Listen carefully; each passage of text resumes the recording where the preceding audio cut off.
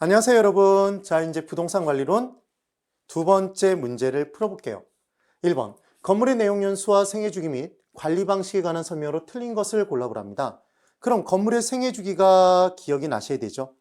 얘는 어떻게 외우신다는 얘기를 했었냐면 전신 안에 노폐물이 있다 이렇게 기억을 했었어요. 그래서 저는 전개발 단계, 무슨 계획을 세우는 거죠, 여러분. 그 다음 타당성 분석 등을 하는 거예요. 그게 전개발 단계. 아직 건물 나오기 전이죠. 이제 신은 신축 단계네요. 새롭게 지었습니다. 그리고 안은 안정 단계, 노는 노후 단계, 폐는 폐물 단계였어요. 그럼 이때 신축을 하게 되면 건물의 물리적, 경제적, 기능적 유용성이 최고가 아니라 주의하실 건 경제적 유용성이 최고인 건 언제다? 안정 단계에서 최고였던 거죠. 그 내용 주의를 꼭 해두세요. 그리고 1차적인 관리 조치를 취하는 건 신축 단계에서 행하는 거죠. 제일 먼저 하는 관리가 1차적 관리였어요. 안정 단계에서는 적절한 추가 투자가 이루어지면 안정 단계를 제일 길게 연장시킬 수 있죠. 그래서 안정 단계가 제일 길게 존재가 돼요. 그런데 노후 단계에 추가 투자를 하면 밑빠진 독에 물 붓기가 되니까 웬만하면 추가 투자를 안 합니다. 그러다가 더 이상 쓸 수 없게 되는 단계, 폐물 단계로 가서 다시 헐고 전 개발 단계로 돌고 도는 거죠. 이게 건물의 생애주기 또는 빌딩의 라이프 사이클이었어요. 이 내용입니다. 그래서 외울 때 어떻게 외우시라는 얘기를 하냐면 MM으로 전신 안에 노폐물이 있다. 그 다음 선풍기 중에 유명한 선풍기는 과거의 신일 선풍기였죠. 그래서 1차적인 관리 조치는 언제 한다? 신축 단계에서 한다. 이렇게 기억해 두시면 돼요. 그리고 경제적 유용성이 최고조인 건 언제다? 안정 단계. 만약 정말 헷갈리시면 안경 이렇게 한번 치고 넘어가 보세요. 자, 이제 1번.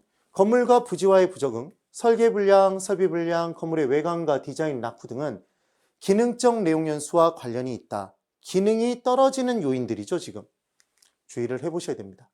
중요한 건 건물과 건물 부지의 부적응은 부적합이라고 나와도 적합의 원칙과 관련된 게 아니라 내부적 균형과 관련된 내용이더라. 기억 꼭 해두세요. 2번.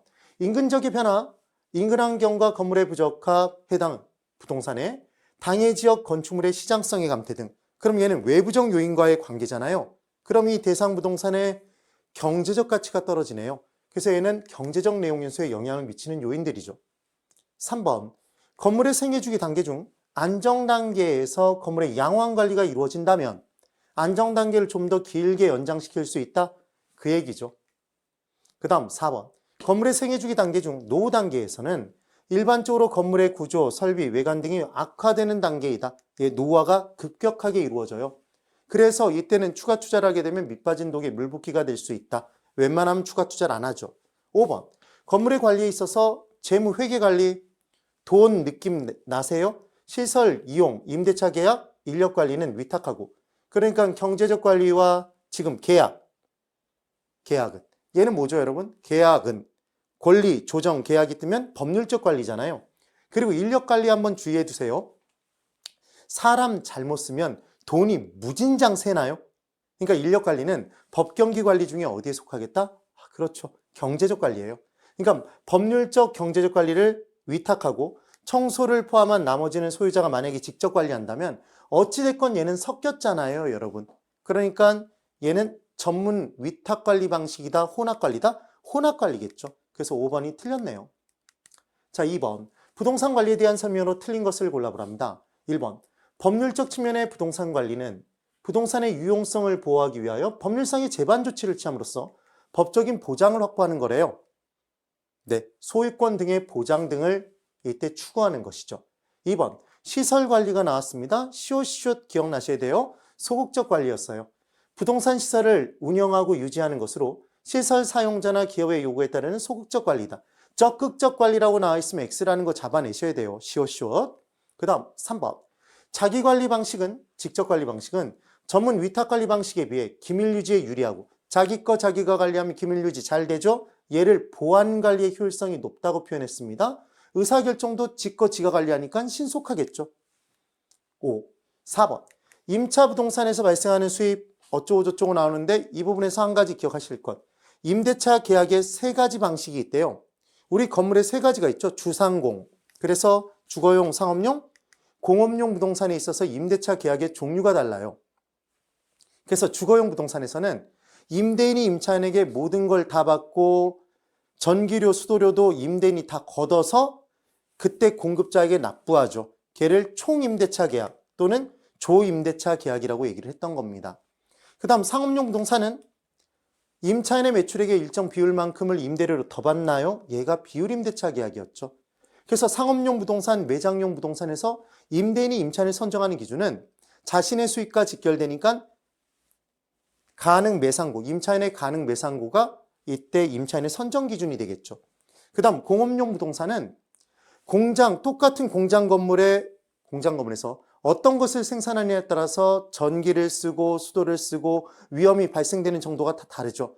그래서 보험료 등등등을 다 제외하고 순수한 임대료만 임차인이 임대인에게 지불해요. 얘를 순임대차 계약이라고 얘기를 합니다. 그래서 문제를 섞어서 내면 얘를 잡아내실 수 있어야 돼요. 그 다음 공업용 부동산에서 적용되는 순임대차 계약은 1차 순임대차 계약, 2차 순임대차 계약, 3차 순임대차 계약으로 쪼개지는데 얘를 어떻게 기억하시면 되냐면 1, 2, 3 보유 이렇게 기억하시면 돼요.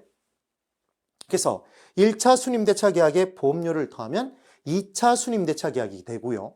2차에 유지관리비를 더하면 얘는 3차 순임대차 계약이 된답니다. 우리 한 끼에 제일 많이 먹으면 몇 그릇이죠? 3그릇이죠. 그래서 가장 많이 사용되는 순임대차 계약은 3차. 보통 몇 그릇 먹어요? 한 그릇이죠. 보통 순임대차 계약이라고 하면 1차 순임대차 계약을 얘기한다. 이 정도 개념을 기억하시면 돼요.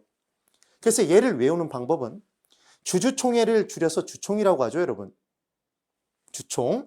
그 다음 얘 상비약품 국가대표 상비군, 상비. 그리고 공순. 외우는 방법이 있지만 너무 크게 소리 내시면 안 돼요. 그래서 주총, 상비, 공순. 만약에 상업용 부동산의 순임대차 계약이다 그러면 상순이 아니죠, 여러분. 공업용 부동산의 비율임대차 계약 그러면 무슨 무장공비도 아니고 공비 아니잖아요. 그렇게 기억해 두시면 됩니다.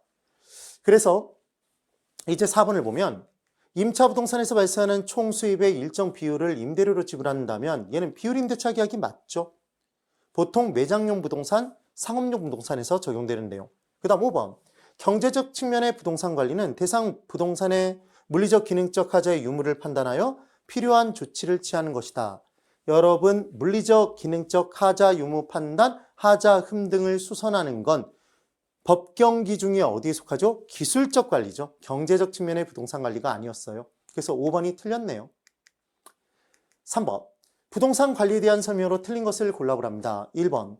위탁관리 방식은 건물 관리의 전문성을 통하여 노후화의 최소화 및 효율적 관리가 가능하여 대형 건물의 관리에 유용하다. 그래서 보통 우리 아파트 건물의 관리를 관리 전문업체에게 위탁하잖아요, 보통. 그런 내용들이죠. 대형 쇼핑몰도 마찬가지겠네요. 그 다음 2번. 토지의 경계를 확인하여 여기까지는 내 거, 여기까지는 네 거 이렇게 얘기를 하니까 법률적 관리처럼 느껴지는데 그렇게 하기 위해선 지적 측량 등의 기술이 필요하다. 그러니까 얘는 기술적 관리가 맞죠. 그럼 나대지의 본격적인 활용 이전에 테니스 코트로 이용해주고 대가받거나 자재 하치장으로 이용해주고 대가받는 건 돈 받는 거니까 경제적 관리에 속한다라고 기억해 두시면 돼요. 꼭 기억해 보세요. 그 다음 토지의 도난 방지 대책은 만약에 밤사이에 누군가 와서 한 포크레인 퍼가면 내 토지가 도난되는 거라면 걔를 맞는 건 기술적 관리겠지만 그런 개념이 아니잖아요. 그래서 토지의 도난이란 법률적 개념에서 뺏어가는 거니까 법률적 관리겠죠. 토지의 도난 방지 대책은. 주의를 해보시기 바랍니다. 3번. 부동산 관리는 법제도, 경영, 경제, 기술적 측면, 법경기죠. 설비 등의 기계적인 측면과 경제 경영을 포함한 종합적인 접근이 필요하다. 복합적인 개념, 종합적인 접근이 요구돼요. 4번. 자치관리 방식은 자가관리였죠. 관리요원이 관리사무에 안일해지기 쉽고 왜냐하면 스스로 관리할 때 내가 스스로 관리하니까 아무런 인력을 쓰지 않는다가 아니라 인력을 써요. 그런데 자기가 스스로 관리할 때는 인력 관리의 효율성이 떨어지니까 관리요원이 제대로 일을 안 할 수 있다. 지금 그 얘기잖아요. 그 다음 관리 전문성이 결여될 수 있는 단점이 존재하더라. 전문가가 아니니까. 지금 그 얘기죠. 5번. 혼합관리 방식은 필요한 부분만 선별하여 위탁하기 때문에 관리의 책임 소재가 명확해진다가 아니라 섞여 있으니까 책임 소재가 명확하다, 불분명하다, 불분명한 단점이 존재합니다. 그래서 지금 5번이 틀렸네요. 되셨죠, 여러분? 우리의 매일은 반드시 학교로 돌아옵니다. 오늘도 정말 수고가 많으셨습니다.